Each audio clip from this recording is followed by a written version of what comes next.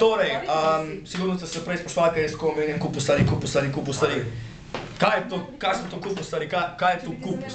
Kupus je, to je srbo-hrvaška beseda in v slovenščini, če to prevedemo, pomeni zelje. Če bi jaz Timotu skočil v kupus, bi to na primeru pomenilo, da bi začel osvajati njegovo bejbo, ali da bi bil z njo, Timotu, vete to faco. Povej, pizati faco. Še enkrat povejte faco. Tak gleda človek, ko mu skočiš v kupus.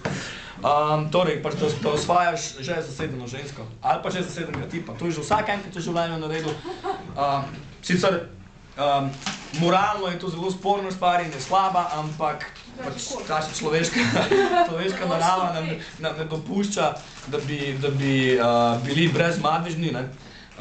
Zato to delamo pač take svinarije, kot je kupusarjenje, in vsak je v svojem življenju bil del tega kupusarjenja, tako da se lahko tudi vsak poistoveti s tem, da je en navaden kupusar. Ja, ti, ki gledaš, ti.